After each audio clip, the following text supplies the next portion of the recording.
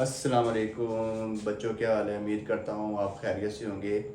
ठीक है, topic start करने से पहले आप चैनल कंसेप्ट फिर तरह को लाइक कर दें, शेयर कर दें और सब्सक्राइब कर दें। ठीक है, हमारा चैप्टर नंबर 1 कंप्लीट हो गया है। अब हम चैप्टर नंबर 2 स्टार्ट करेंगे फर्स्ट ईयर की फ़िज़िक्स का, जिसका नेम है फोर्स एंड मोशन। फिज़िक्स में हम कॉज एंड इफ़ेक्ट्स पढ़ते हैं। ठीक है, फोर्स कॉज है और मोशन उसका क्या है, इफ़ेक्ट है। ठीक है, इसमें हम कॉज एंड इफ़ेक्ट पढ़ेंगे। ठीक है, मतलब फोर्स वजह है और मोशन उसका क्या इफेक्ट है। जब किसी बॉडी के ऊपर फोर्स लगती है, ठीक है, तो वो बॉडी मूव करना स्टार्ट कर देती है। ठीक है, तो हम स्टार्ट करते हैं। ठीक है, तो सबसे पहले बेसिक कंसेप्ट है इसके, स्केलर और वेक्टर। ये क्लास 9th के अंदर भी आप पढ़ के आ चुके हो। ठीक है, थोड़ा सा इसको रिवाइज कर लेते हैं।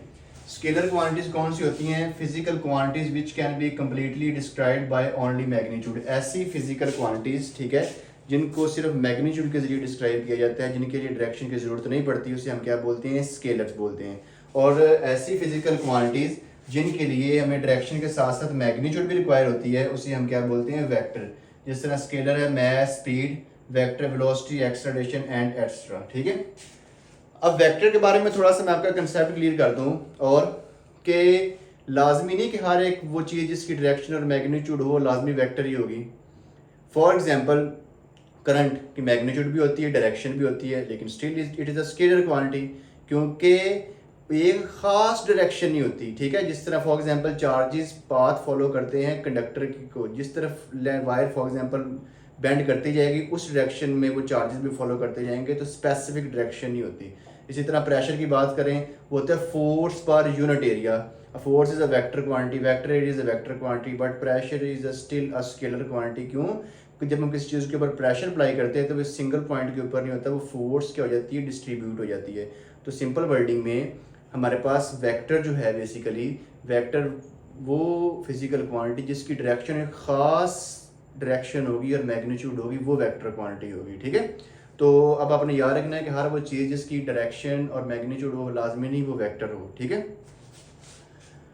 अब बोर्ड में सबसे पहला जो शॉर्ट क्वेश्चन आया है वह काफ़ी दफ़ा आ चुका है। ठीक है, पुरानी बुक के अंदर भी था कि वेक्टर को रिप्रेजेंट करने के कितने तरीके हैं। देखो, वेक्टर को रिप्रेजेंट करने के 2 तरीके हैं। एक आपके पास है सिंबॉलिक रिप्रेजेंटेशन। इसमें वेक्टर को हम एक बोल्ड लेटर से क्या करेंगे, रिप्रेजेंट करेंगे। जिस तरह ए है, जिस तरह फॉर एग्जांपल मैं लिखता हूं एफ फोर्स के लिए।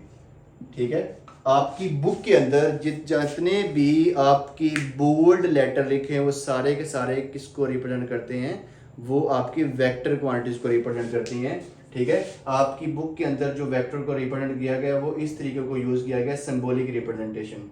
सिंबॉलिक रिप्रेजेंटेशन में ये भी आता है कि आप लेटर के ऊपर एक एरो लगा दें तो वो भी किसके अंदर आ जाएगा, वो भी आपका सिंबॉलिक रिप्रेजेंटेशन में आ जाएगा। जिस तरह आप अक्सर वेक्टर इस तरह लिखते हो। ठीक है, तो आपकी पूरी बुक के अंदर वेक्टर को बोल्ड तरीके से लिखा गया। ठीक है, और आप इस तरह लिखते हो। ठीक है, तो 2 तरीके हैं इसके अंदर कि यहाँ तो आप लेटर को बोल्ड लिखें या लेटर के ऊपर आप एरो डाल दें। ठीक है, तो दोनों ही इसके अंदर आ जाएंगे सिंबॉलिक रिप्रेजेंटेशन। ये बड़ी इंपॉर्टेंट है, ये ग्राफिकल रिप्रेजेंटेशन। देखो, जब भी हम वेक्टर को रिप्रेजेंट करना होता है तो हम एक डायग्राम बनाते हैं जिसे बोलते हैं वेक्टर डायग्राम। उसके लिए हम ग्राफिकल रिप्रेजेंटेशन लेते हैं। वो ये होती है, it is represented by a straight line with an arrow head. इसमें हम क्या करते हैं, एक स्ट्रेट लाइन ड्रा करते हैं और उसके एंड पे एरो हेड डालते हैं। जो एरो हेड होता है बेसिकली ये शो करता है डायरेक्शन ऑफ वेक्टर। ठीक है, और ये जो लाइन होती है, स्ट्रेट लाइन होती है, इसकी जो लेंथ होती है, लेंथ ऑफ लाइन वो किसके इक्वल होती है, मैग्नीट्यूड ऑफ वेक्टर। तो वेक्टर के लिए 2 चीजें चाहिए होती हैं, एक डायरेक्शन रिक्वायर होती है और एक क्या होती है, मैग्नीट्यूड ऑफ वेक्टर। ठीक है, तो ये 2 तरीके हैं वेक्टर को रिप्रेजेंट करने के। ठीक है, ये बोर्ड के अंदर आएंगे इसी तरह, बड़े इंपॉर्टेंट है। ठीक है, ये दोनों तरीके, ठीक है, ये दोनों आपने इसी तरह लिख के आने हैं। ठीक है, अगर वो खाली एक पूछेगा ग्राफिकल रिप्रेजेंटेशन तो आपने सिर्फ ग्राफिकल वाला एक्सप्लेन करना है। अगर वो ये पूछेगा टोटल कितने हैं तो ये दोनों आपने क्या करने हैं, एक्सप्लेन करने हैं। ठीक है, आपकी बुक के अंदर इसको बोल्ड लेटर से शो किया गया। ये वाला पहला लॉन्ग क्वेश्चन के लिए टॉपिक है rectangular components of a vector. ये एक साल बोर्ड के अंदर आया हुआ है लॉन्ग क्वेश्चन। उसने 4-5 साल पहले उसने ऐसे पूछा था कि how can we obtain a vector from its components. ठीक है, तो कंपोनेंट से कैसे ड्रा कर सकते हैं, ये सारा टॉपिक आपने उसमें क्या करना है, एक्सप्लेन करना है। सबसे पहले हम क्या करते हैं, कंपोनेंट्स ऑफ अ वेक्टर को डिफाइन करते हैं। तो वो क्या आपके पास है, the affective value of a vector in a given direction is called component of vector. ठीक है, अब देखो एक कंपोनेंट जो होता है, ठीक है, वो वेक्टर की जो कंपोनेंट होता है वो उसकी अफेक्टिव वैल्यू होती है एक्स एक्सिस के लॉन्ग होगा तो वो एक खास डायरेक्शन में होगा, वाई के लॉन्ग कंपोनेंट अलहदा होगा, जी के लॉन्ग क्या होगा, अलहदा होगा। उसकी एक्स के लॉन्ग खास मैग्नीट्यूड होगी, खास डायरेक्शन होगी, वाई के लॉन्ग खास मैग्नीट्यूड खास डायरेक्शन, जी के लॉन्ग खास मैग्नीट्यूड और खास क्या होगी, डायरेक्शन होगी। ठीक है, तो इसके बाद आपके पास है rectangular components of a vector. ठीक है, अभी हम ये भी डिस्कस करेंगे कि एक वेक्टर के कितने कंपोनेंट हो सकते हैं और एक वेक्टर के कितने रेक्टेंगुलर कंपोनेंट्स 2D या 3D में हम इसको लिख सकते हैं। ठीक है, अब देखो रेक्टेंगुलर कंपोनेंट्स ऑफ वेक्टर, ये डेफिनेशन भी काफ़ी दफ़ा आ चुकी है। Define rectangular components of vector, board में शॉर्ट क्वेश्चन सेपरेट आ चुका है। रेक्टेंगुलर कंपोनेंट्स ऐसे कंपोनेंट्स ऑफ वेक्टर जो एक दूसरे पे म्यूचुअली परपेंडिकुलर होते हैं, उन्हें हम क्या बोलते हैं, rectangular components of a vector. ठीक है, तो vector which components of vector which are mutually perpendicular to each other are called rectangular components of a vector. अभी हम ड्रा करते हैं। फॉर एग्जांपल ये वेक्टर डायग्राम है, इसमें वेक्टर ए है। ठीक है, इसके दो कंपोनेंट्स हैं, एक ए एक्स है और एक क्या है, ए वाई। ठीक है, और ये वेक्टर ए जो है ये एंगल थीटा बना रहा है लॉन्ग एक्स एक्सिस के साथ। ठीक है, इस प्रोसेस को बोलते हैं रेजोल्यूशन ऑफ वेक्टर। आप 9th क्लास में फिजिक्स में पढ़ के आए रेजोल्यूशन ऑफ फोर्सेस, जिसमें हम फोर्स के दो कंपोनेंट करते थे, एफ एक्स और एफ वाई। सिमिलरली फोर्स की जगह पे एक जनरल वेक्टर लिया गया ए, इसके दो कंपोनेंट किए गए हैं, ए एक्स और ए वाई। तो एक वेक्टर को उसके कंपोनेंट्स में डिवाइड करने के प्रोसेस को हम क्या बोलते हैं, रेजोल्यूशन ऑफ अ वेक्टर। तो ये एक रेक्टेंगल बन गई है आपके पास। ओ पी जो लेंथ है आपके पास, जो O से लेके P तक आपके लेंथ है वो वेक्टर A है। इसी तरह O से लेके M तक आपके पास जो है वो AX है। इसी तरह आपके पास O से लेके N तक जो आपके पास है वो है AY। आपको पता है कि रेक्टेंगल के अंदर ऑपोजिट साइड की लेंथ आपस में क्या होती है, सेम। अगर ये AY है तो ये भी क्या होगा, AY होगा। इसका मतलब है ON और MP दोनों आपस में क्या है, इक्वल है। ठीक है, तो अब हम क्या करते हैं, एक वेक्टर के कंपोनेंट्स को आपस में ऐड जब करते हैं तो हमारे में एक वेक्टर मिलता है। तो वेक्टर बेसिकली उसके कंपोनेंट्स को ऐड करने से बनता है। तो ये हमारे पास आ गया है इस डायग्राम से, O P is equal to आ जाएगा O M plus M P. हमने ये देखा है कि एम पी जो है वो ओ एन के इक्वल है, तो एम पी ओ एन की जगह पे हमने एम पी प्लेस जब करवाया तो ये आपके पास बन गया ओ एम की जगह पे ए एक्स आ गया और एम पी की जगह पे क्या आ गया, ए वाई आ गया। ठीक है, अच्छा अब ना नीचे इसको इस तरह भी रिप्रेजेंट कर सकते हैं, ए एक्स आई और ए वाई जे। ये आई और जे क्या है, आई एंड जे जो हैं इनको बोलते हैं यूनिट वेक्टर। तो यूनिट वेक्टर क्या होता है, इसका काम होता है डायरेक्शन को रिप्रेजेंट करना। देखो आप मैग्नीट्यूड और डायरेक्शन दो चीजें चाहिए होती हैं वेक्टर को रिप्रेजेंट करने के लिए। तो लॉन्ग एक्स एक्सिस वेक्टर को रिप्रेजेंट करने के लिए डायरेक्शन यूनिट वेक्टर यूज करते हैं वो होता है आई। लॉन्ग वाई एक्सिस के लिए यूनिट वेक्टर जे होता है, और अगर 3 डायमेंशन होगा तो यूनिट वेक्टर क्या होगा, के हो जाएगा। तो इन यूनिट वेक्टर ऐसा वेक्टर जिसकी मैग्नीट्यूड 1 होती है और ये डायरेक्शन को रिप्रेजेंट करने के लिए क्या होता है, यूज होते हैं। ठीक है, तो एक्स एक्सिस के लॉन्ग आई यूनिट वेक्टर आता है, वाई के लॉन्ग जे आता है, ठीक है, और जी के लॉन्ग क्या आता है, के यूनिट वेक्टर आता है। तो इसको लिख सकते हैं, ये वेक्टर फॉर्म इसको खोल के लिख सकते हैं, A X I A Y J. A X जो होगी ये magnitude of horizontal component of vector A होगी, और A Y is a magnitude of vertical component of vector है ए। आई इसकी डायरेक्शन है और जे मैग्नीट्यूड और डायरेक्शन मिलके वेक्टर बनाते हैं। ठीक हो गया। अब हमने क्या करना है कि ये जो हॉरिजॉन्टल और वर्टिकल कंपोनेंट है ए एक्स और ए वाई, ठीक है, ये बेसिकली देखो ए एक्स और ए वाई जो है ये एक दूसरे पे परपेंडिकुलर हैं। ठीक है, इसका मतलब ए एक्स एंड ए वाई जो हैं यही बेसिकली कौन से रेक्टेंगुलर कंपोनेंट्स ऑफ वेक्टर ए, क्योंकि हमने डेफिनेशन पढ़ी थी कि ऐसे वेक्टर जो कंपोनेंट्स ऑफ वेक्टर जो आपस में म्यूचुअली परपेंडिकुलर हैं उनको हम बोलते हैं रेक्टेंगुलर कंपोनेंट्स। इसका मतलब हुआ A X and A Y are rectangular components of vector A. अब इनकी वैल्यू फाइंड करते हैं, तो यहाँ पे हेडिंग देंगे x कंपोनेंट ऑफ वेक्टर है, इसके लिए यूज करते हैं cos थीटा, और cos थीटा आपको पता क्या होता है, बेस और हाइपोटेन्यूस। OM बेस है और OP क्या है, हाइपोटेन्यूस है। ठीक है, तो यहां से आप लोगों के पास cos थीटा इक्वल टू आ गया OM AX के इक्वल, OP क्या आ गया A इक्वल, यहां से AX इक्वल टू आ जाएगा A cos थीटा। यहां तक आपने वेक्टर फॉर्म में लिखनी आ गई, ये स्केलर फॉर्म आ गई, थीटा जहां पे एंगल आएगा, ठीक है, मैग्नीट्यूड को रिप्रेजेंट कर रहे हैं। इसी तरह y कंपोनेंट ऑफ वेक्टर ये कैसे आएगा, इसके लिए हम sin थीटा यूज करेंगे। sin थीटा होता है परपेंडिकुलर ओवर हाइपोटेन्यूज, परपेंडिकुलर होगा आपके पास MP और ये आपके पास होगा OP। तो ये आप लोगों के पास इसी तरह sin थीटा आपके पास आ जाएगा AY ओवर आपके पास आ जाएगा A, ठीक है। यहां से AY इज इक्वल टू आ जाएगा A sin थीटा। ये वही चीज है जो आपने रेजोल्यूशन ऑफ फोर्सेस पढ़ी थी कि Fx equal to F cos theta होता है, Fy is equal to F sin theta होता है। तो सिमिलरली यहाँ पे भी आपके पास AX इज इक्वल टू आ जाएगा A cos थीटा और AY इज इक्वल टू आ जाएगा A sin थीटा। तो ये आपका आधा जो टॉपिक था ये था कि रेजोल्यूशन ऑफ वेक्टर। अब हमने इसका उल्ट करना है, अब हमने कंपोनेंट्स को जोड़ के वेक्टर फाइंड करना है। तो वो उसको बोलते हैं कंपोजिशन ऑफ वेक्टर। देखो अगर वेक्टर को उसके कंपोनेंट्स में डिवाइड करेंगे तो उसको बोलते हैं रेजोल्यूशन ऑफ वेक्टर, और अगर कंपोनेंट को जोड़ के वेक्टर बनाएंगे उसको बोलते हैं कंपोजिशन ऑफ अ वेक्टर, ठीक है। तो इसके लिए हम यूज करेंगे पाइथागोरस थ्योरम। वो होता है आपके पास होता है, ये राइट एंगल ट्राइंगल बनी है तो OP का स्केयर मतलब हाइपोटेन्यूज का square is equal to base का square is equal to perpendicular का स्केयर।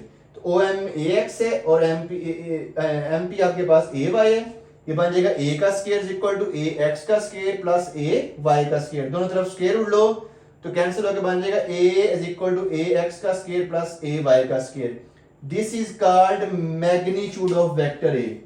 ये आपके पास आ रही है मैग्नीट्यूड ऑफ वेक्टर A। अब हमने direction of vector A find करनी है, उसके लिए हम यूज करेंगे tan थीटा। जब आपने कंपोनेंट्स निकालने हैं तब आपने cos थीटा और sin थीटा यूज करना है। जब आपने वेक्टर की डायरेक्शन फाइंड करनी है, ठीक है, तब आपने tan थीटा यूज करना है। और tan थीटा आपको पता है परपेंडिकुलर और बेस होता है, tan उधर जाएगा क्या हो जाएगा, इनवर्स का हो जाएगा। ये आपके पास आ जाएगा tan inverse equal to AY over AX। तो ये मैंने आपको बता दिया, हम साथ साथ ये भी डिस्कस करेंगे कि बोर्ड में किस तरह आया हुआ है। तो शॉर्ट क्वेश्चन में सिर्फ ये रेक्टेंगुलर कंपोनेंट्स ऑफ वेक्टर आता है, ठीक है, इसकी डेफिनेशन आती है, ठीक है। लेकिन लॉन्ग में इसने किस तरह पूछा, how can you obtain a vector from its components, ठीक है। तो यहां से लेके यहां तक आपने इसको पूरा क्या करना है, एक्सप्लेन करना है, ठीक है। अब बोर्ड में से इसमें से एमसीक्यूज कैसे बने हुए हैं, देखो बोर्ड में से इसमें से एमसीक्यूज ये आया हुआ है, टू डायमेंशन को बोलते हैं। टू डायमेंशन का मतलब है एक्स और वाई एक्सिस, इसको बोलते हैं टू डायमेंशन। अगर जी एक्सिस ऐड कर लोगे तो बन जाएगा थ्री डायमेंशन। तो टू डायमेंशन सरफेस को प्लेन भी बोलते हैं। तो बोर्ड में पहला एमसीक्यू ये आया हुआ है कि प्लेन के अंदर, इसको हम डिस्कस कर लेते हैं कि जो प्लेन होता है उसको कितने एंगल से रिप्रेजेंट किया जाता है, प्लेन के लिए कितने एंगल चाहिए होते हैं, ठीक है। जिस तरह ये वेक्टर A है, इसके दो कंपोनेंट बन जाएंगे AXI और AYJ, ये है थीटा। तो प्लेन को, ये बात याद रखनी है, प्लेन को रिप्रेजेंट करने के लिए सिर्फ हमें only a single angle is required, single angle हमें रिक्वायर्ड होता है, ठीक है। ये बोर्ड में एमसीक्यू आया हुआ है पास पेपरों में, ठीक है। फिर उसके बाद ये बात याद रखनी है कि 3D के लिए, थ्री डायमेंशन के लिए टोटल कितने एंगल चाहिए होते हैं, उसके लिए 3 एंगल चाहिए होते हैं, ठीक है। ये फॉर एग्जांपल एक्स एक्सिस है, ये वाई एक्सिस है और ये आपके पास कौन सा है, जी एक्सिस। ये देखें, ये आपके पास फॉर एग्जांपल वेक्टर ए है, ये आ गया आपके पास अल्फा, ये आ गया बीटा और ये आपके पास आ गया गैमा। इसका मतलब है 3 डायमेंशन सरफेस के लिए 3 एंगल चाहिए और 2D के लिए या प्लेन के लिए सिर्फ कितने चाहिए, 1 एंगल। अब उससे इंपॉर्टेंट एमसीक्यूज क्या है, ये आता है बोर्ड में कि 3 डायमेंशन में एक वेक्टर के मैक्सिमम कितने रेक्टेंगुलर कंपोनेंट्स ड्रा हो सकते हैं, 2D में कितने मैक्सिमम रेक्टेंगुलर कंपोनेंट्स ड्रा हो सकते हैं। मैं यहाँ पे आपको फर्क बताऊंगा कि वेक्टर के कंपोनेंट्स और रेक्टेंगुलर कंपोनेंट्स में डिफरेंस है, ठीक है। एक याद रखना है कि एक वेक्टर के याद रखना है कि एक वेक्टर के, जिस तरह प्लेन है, ये आप लोगों के पास प्लेन है, ये एक्स एक्सिस है, ये आपके पास क्या है वाई एक्सिस। ये वेक्टर ए है फॉर एग्जांपल, इसके ये 2 डायमेंशन सरफेस है, प्लेन जिसे बोलते हैं। तो वेक्टर ए के अभी हमने ड्रा किए हैं, मैक्सिमम जो रेक्टेंगुलर कंपोनेंट्स ड्रा हो सकते हैं वो कितने हो सकते हैं, 2 रेक्टेंगुलर कंपोनेंट्स की बात कर रहा हूँ। रेक्टेंगुलर कंपोनेंट्स ये बोर्ड में एमसीक्यू आ चुका हुआ है। रेक्टेंगुलर कंपोनेंट्स कितने ड्रा हो सकते हैं, 2 डायमेंशन में। और 3 डायमेंशन में कितने हो सकते हैं, 3 डायमेंशन में एक वेक्टर के 3 कंपोनेंट्स ड्रा हो सकते हैं, रेक्टेंगुलर कंपोनेंट जो आपस में परपेंडिकुलर होंगे, जिस तरह ए एक्स आई, ए वाई जे और ए जी के, ये जो आपस में परपेंडिकुलर हैं, ठीक है। ये 3 कंपोनेंट 3D में कितने रेक्टेंगुलर कंपोनेंट्स ड्रा हो सकते हैं, 3 कंपोनेंट्स, जिसे हम बोलते हैं रेक्टेंगुलर कंपोनेंट्स। तो सिंपल वर्डिंग में याद रखना है कि 2 डायमेंशन में एक वेक्टर के कितने रेक्टेंगुलर कंपोनेंट्स ड्रा हो सकते हैं, 2। 3 डायमेंशन में मैक्सिमम कितने हो सकते हैं, 3।